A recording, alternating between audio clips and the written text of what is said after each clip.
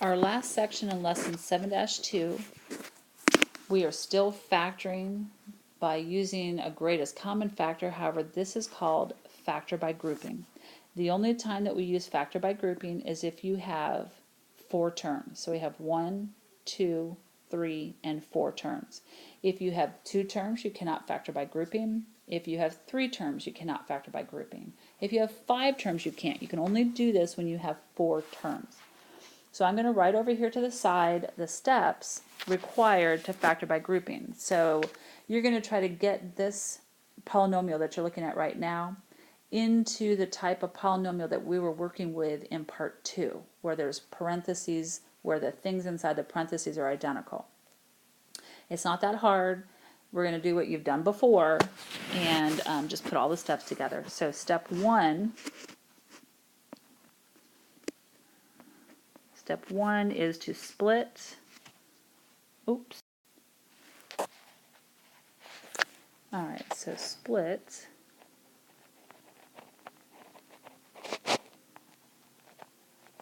your problem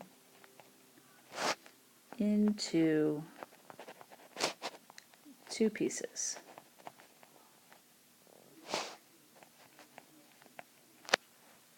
So that's step 1. Then step 2,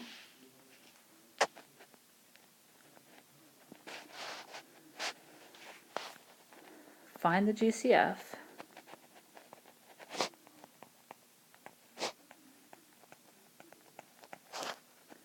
of each half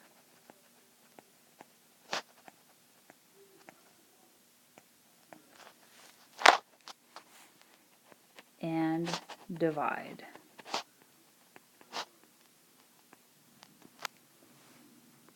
Step 3,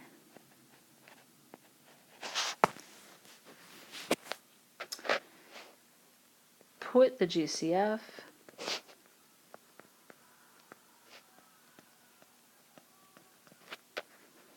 in front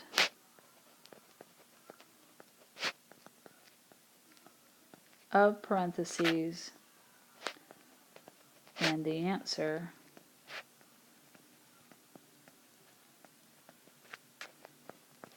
to step 2 inside parentheses. That's parentheses. Got a little squished. Step 4,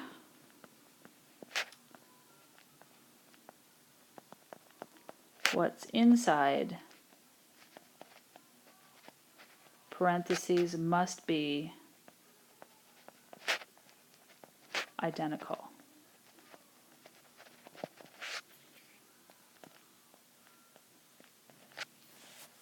And finally, step 5,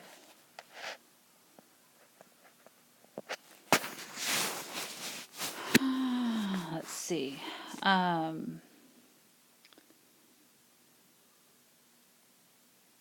refactor, so I can fit this in here, refactor, or let me put it this way, how about this?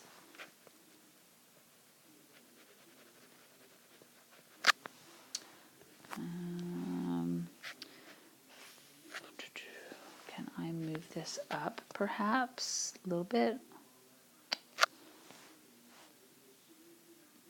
Okay, so factor GCF again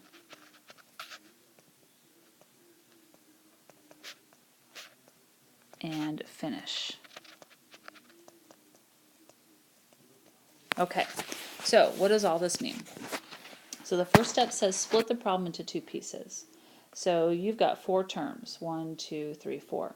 So to split in half, 95% of the time in Algebra 1, your textbooks are going to be splitting it right here.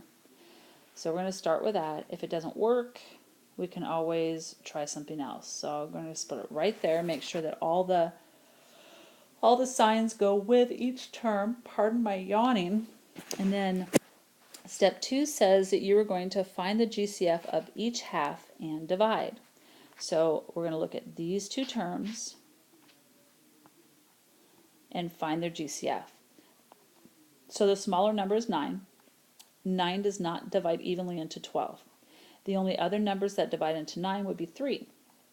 Fortunately, 3 does divide into 12. So 3 is going to be our GCF for our number. Then look at your variables. This has 3 A's and that has 2. The most A's you can take from both of them and take the same amount is going to be the 2. So we're going to have A squared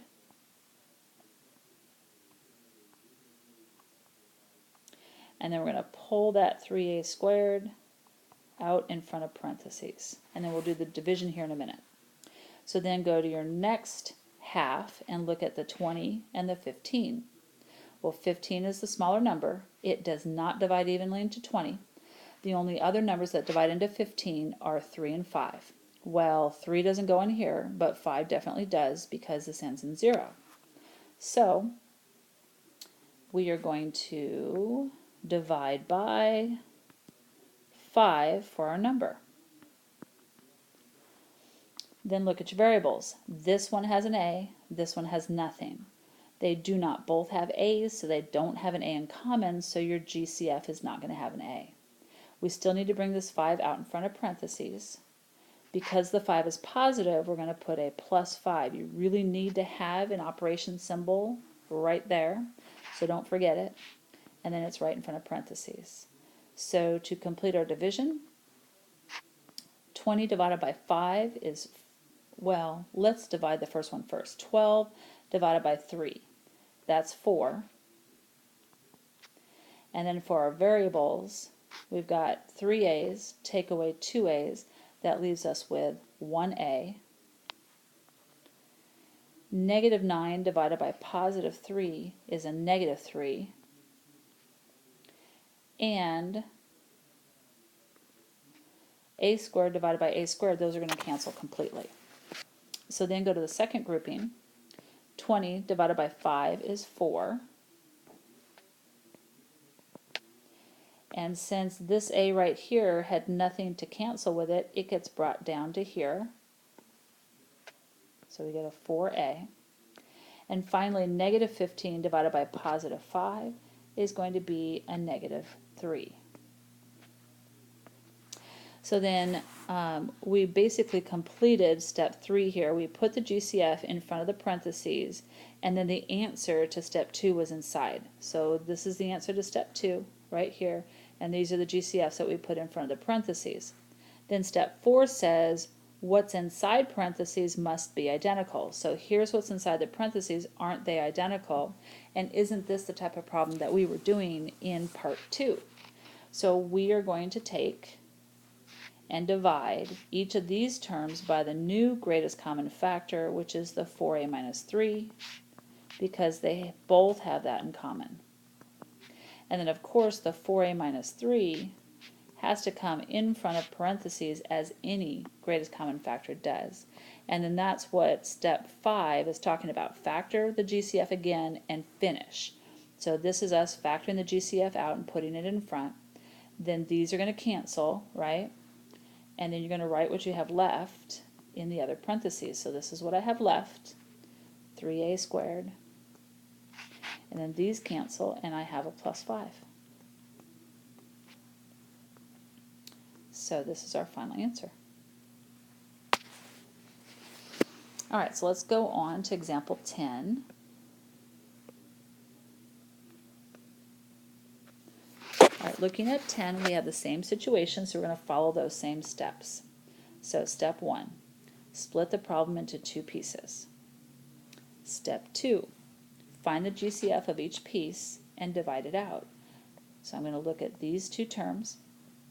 The smaller number is 9. 9 does indeed divide equally into 18. So 9 is going to be my greatest common factor for my terms. And then look at your variables. This has 3 x's, that has 2 x's. The most x's I can take away from both and take the same amount is x squared. So x squared goes in our GCF, and the 9x squared comes out in front of parentheses. Then for the second half, the coefficient here, if we can't see it, is 1. 1 and 2 do not have any common factors other than they're both divisible by 1. And they both do not have an x. So x cannot be in the greatest common factor. So the only number that they do have in common that I can divide them by is technically 1. Because the 1 is positive, we're going to put a plus 1 here and put it in front of parentheses. I still highly suggest you use the plus 1 because in the next step, oftentimes you guys forget and you give me the wrong answer. So let's do some division. 9 divided by 9 cancels. Then 3 x's take away 2 x's gives us just an x. 18 divided by 9 is 2, and it's positive 2. And then x squared over x squared, they cancel. Then look at the second half. X divided by 1 is x. 2 divided by 1 is positive 2. So what they have left in parentheses is identical, which is what we're looking for. And so then this can be pulled out as the greatest common factor yet again.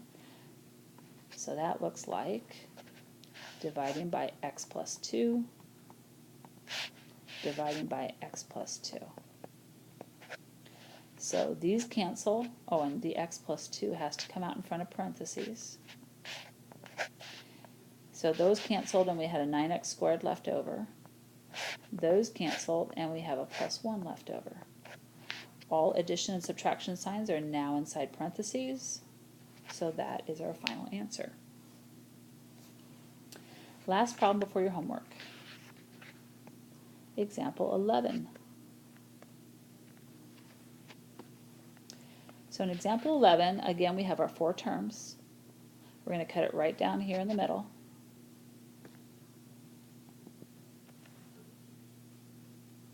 We're going to factor out the greatest common factor from the first grouping.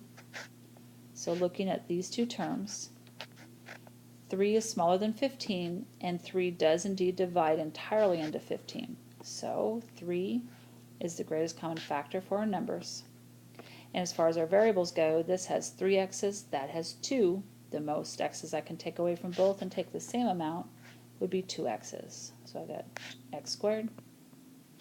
And we're going to bring the 3x squared down in front of parentheses.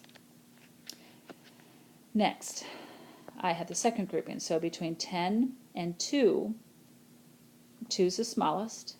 2 definitely does divide evenly into 10. So as far as my numbers are concerned, I can divide, sorry about that.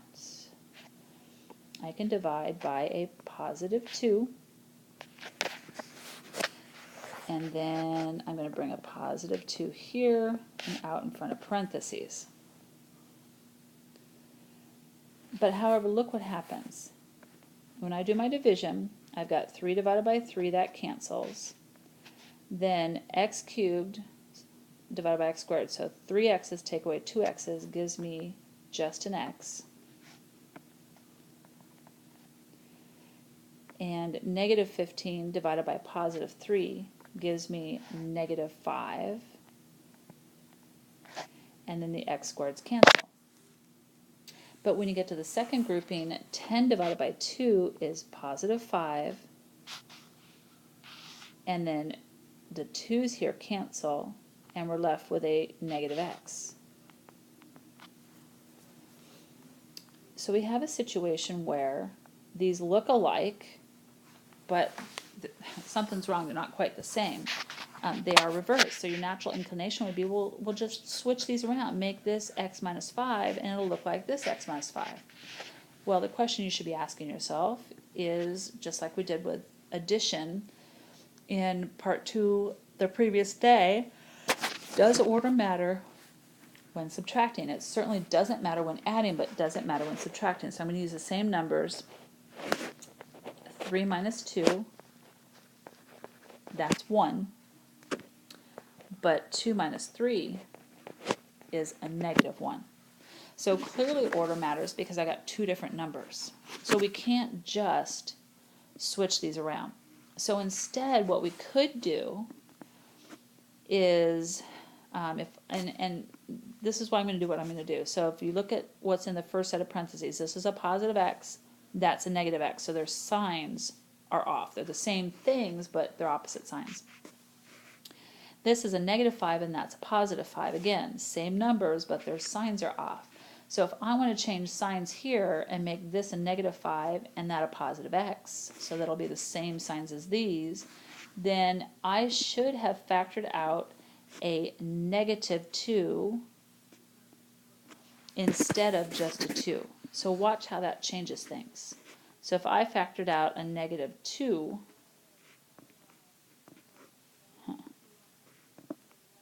nope, nope,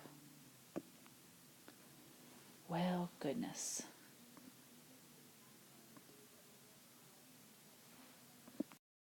Well, I'm not going to be able to erase my plus sign, so instead I'm going to put a minus here. Let's see. There we go. That's a much darker pen. I think that's a Sharpie. I like that much better. All right, so instead I am factoring out this negative 2. So look at the difference. A positive 10 divided by a negative 2 should have given us a negative 5 here. So that should be negative. And then a negative 2 here divided by a negative 2 here should have given us a positive here. Two negatives make a positive.